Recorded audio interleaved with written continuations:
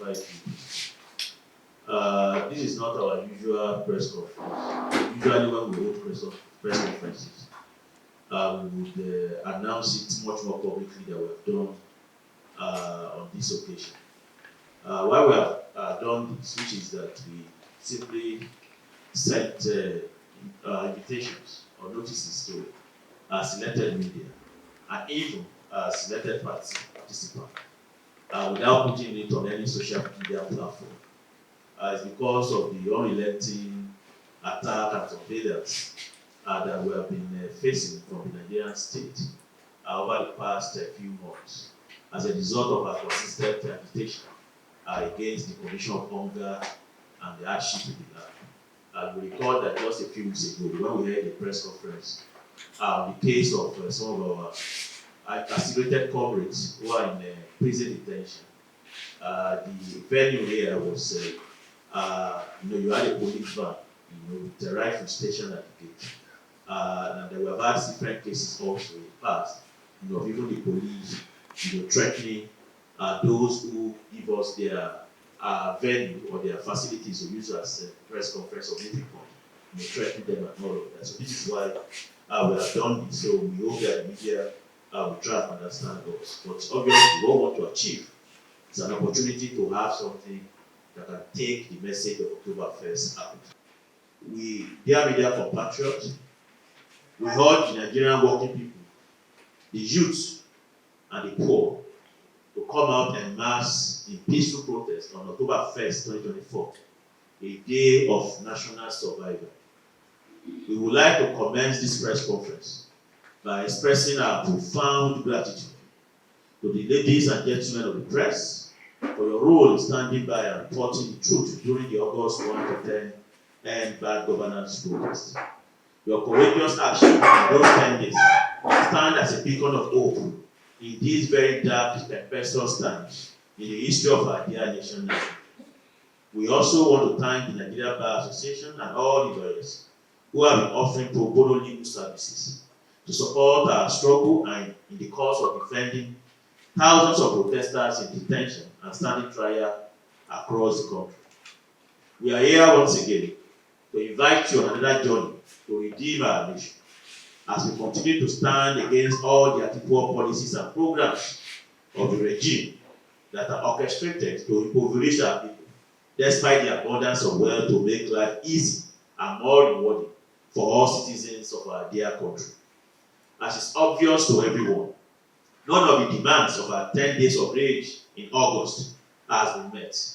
Rather, President Bola Ahmed Tinubu simply went ahead to use our national treasury to procure luxury cars, aircrafts, and other luxuries for himself and the first family, without caring a whit about the plea of hungry Nigerians, to show the absolute disdain that the federal government owes the people.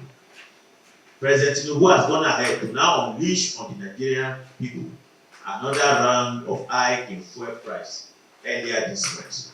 As we speak now, price of fuel hovers between 900 naira per litre. Pump price, that's what we mean. Hovers between 900 naira per litre to 1,000 naira per litre, depending on which part of the country you are. When you are buying at the black market, it's even more to add that at black market in Akwa Ibom, Nigerians are buying fuel for as much as 2,500 naira per litre. Meanwhile, less than 2 years ago, a litre of fuel did not cost more than 200 naira per litre. This is outrageous. This is intolerable. As a direct consequence of this increment, life has become even more unbearable for many Nigerian people. Many are starving as the increase in fuel price has also impacted food prices. Inflation has rendered the 70,000 new national minimum wage irrelevant and incapable of bringing any relief to Nigerian workers. At the same time, the sharp rise in the cost of imported goods has rendered traders and shopkeepers redundant, as shops are overflowing with goods that no one is ready to buy. The situation has also affected businesses and industries. Nothing less than 10 multinational firms have left the shores of Nigeria between May last year and the year 2024, leading to even more job losses. Based on the foregoing, we of the urban governance movement have decided to declare October 1st, 2024 as a National Day of Survival. On this day, we call on the Nigerian people, workers, students, youth, the unemployed, traders, and the poor to come out in peaceful protests and demonstrations against the excruciating condition of hardship, poverty, and hunger imposed on us by President Tinubu's decision to implement IMF World Bank inspired anti-poor capitalist policies of fuel price hike, electricity tariff hike, school fees hike, and naira devaluation. We also call on the Nigerian people to utilize this day to demand with one voice the immediate and unconditional release of all NSAS and all end-bad governance protesters in police and prison custodies, as well as freedom for detained journalists, whistleblowers, activists, and all victims of state repression. There are several reasons why we have decided to make October 1st as a National Day of Survival. The first reason is that whereas every October 1st is a day to celebrate Nigeria's national independence, we do not think that our country has anything to celebrate this year. Nigerians are neither happy nor free after 64 years of political independence of colonial Britain. Rather, the Nigerian working masses are poor, hungry, and hardly surviving. Since coming to power, the Tinubu regime has imposed unprecedented hardship on millions of Nigerians and pushed them into multidimensional poverty and monumental misery. Many working families are at the point of starvation. Several people have lost their jobs. The middle class has been destroyed. The rate of suicide is increasing. Despite all of this, President Tinubu continues to drive forward these criminal anti-poor policies. Petrol price is now 4 times higher than it was in May 29 last year. On this basis, we believe October 1st should be a day for all suffering Nigerian people, workers, youth, and poor masses to come together to begin to fight for our survival by demanding an end to all the anti-poor policies that have made our lives miserable. Secondly, Nigeria's 64th independence anniversary is coming at a period when our country's hard-won civil rule is no more distinguishable from military rule. When democracy now looks like despotism, the judiciary is captured, the citizens are enslaved, while a simple exercise of the freedom to protest is now deemed treasonable. As far as we are concerned, rather than celebrate, October 1st should be a day to fight for the survival of democratic rights and the dignity of the Nigerian people in the face of the rampaging onslaught of President Tinubu's government, which has employed brutal and repressive measures to quell any opposition to his anti-poor policies. Basic liberties like freedom of expression, association, and lawful assembly that usually distinguishes free citizens from slaves are now largely absent in our country. For instance, 10 young Nigerians and activists have been charged with treason and may face the death penalty if found guilty just because they displayed placards saying "End bad government" during the End Bad Governance protest in August. Also, despite that the Federal High Court in Abuja gave them bail since 11 September, a majority of the activists continue to languish in Kuje prison, where they are being held due to the onerous conditionalities attached to their bail. Nigerians are not much better off today than the days of military dictatorship, and this is why we believe that October 1st should be a day for the Nigerian people to collectively demand an end to attack on democratic rights and criminalization of protest.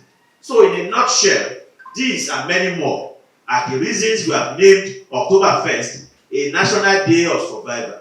It is a day for the Nigerian people to come together at barricades across the country to reflect on the journey of nationhood so far and take a decision on how to rescue our country from the condition of mass poverty in the midst of our borders that we are in. Here in Lagos State, our peaceful protest march will take place as follows. Date: Tuesday, 1st October 2024. That is date. Take-off point: Ikeja under bridge. We plan to march from Ikeja under bridge on that day, round several roads and streets of Lagos State, in order to sensitize the Nigerian people who have been suffering under the incubus of the anti-poor policies of the Tinubu regime. And the time for the action on October 1st is 7:30 a.m. Let me repeat myself. The date of our action is Tuesday, 1st October 2024. The takeoff point is Ikeja under bridge, and the time is 7:30 a.m. By this announcement, we are informing the Commissioner of Police, Lagos State, of our planned October action. We are also, by this means, informing the police of its obligation under Section 3, Subsection 4 of the Police Establishment Act 2020, which imposes a duty on the Nigerian police force to provide adequate security for citizens who may wish to participate in public meetings, rallies, and protests. We hereby call on the Nigerian people, progressive organizations, community groups, trade unions, student unions, youth groups, to come out massively on October 1st in peaceful protest and demonstration. The October 1st action is a warning, and also it is an urgent cry to the Tinubu administration to address our demands immediately. Unless these demands are met, more protests will definitely follow the National Day of Survival on October 1st. Here are our cardinal demands. 1. We are saying no to IMF neoliberal policies. We are demanding the reversal in the hike in fuel price and electricity tariff back to pre-May 29, 2023 level. We are demanding that government-owned refineries should be made to work in order to guarantee affordable fuel products. We are demanding reduction in food prices and end to hunger. Support farmers to ensure sustainable food production. End insecurity, banditry, terrorism, and violent crimes. Prosecute culprits and their sponsors for a robust security architecture and adequate support for soldiers at the front and their families. Release Adaramoye Michael Lenin, Mosiu Sodiq, Daniel Akonde, and all end bad governance protesters, activists, journalists, whistleblowers, and other victims of state repression unconditionally. Number 5, implement 70,000 naira new national minimum wage at all levels for a real living wage now. Number 6, reduce the cost of governance. Place all political office holders on the minimum wage. Scrap security vote and constituency allowances. Number 7, provide free and compulsory primary and secondary education for all Nigerian children. Reduce tertiary education school fees. Give Nigerian students grants and not loans. Number 8, immediate prosecution and jailing of all corrupt politicians, judges, police, public servants, and state officials. Number 9, massive investment in public works, social infrastructure, and industrialization to create decent jobs for all. Number 10, genuine electoral reform for independent candidature, diaspora voting, and a truly independent electoral body. Conclusion: one lesson that the past 64 years of Nigeria's existence has proven to us is that there can be no progress when the society is run to enrich a few at the expense of the mass majority. As things are today, the problem of Nigeria is not the absence of resources to make life better for all. Rather, what is happening is that the majority of the Nigerian people are wallowing in poverty, despite the abundance of wealth to make life better for them. At the moment, over 80% of Nigeria's wealth has been stolen by just 1% of the population, thereby subjecting the vast majority of the population to a life of toil and suffering. We need a different way of running our country, one that ensures that the country's wealth goes to meet the needs of all and not the greed of a few.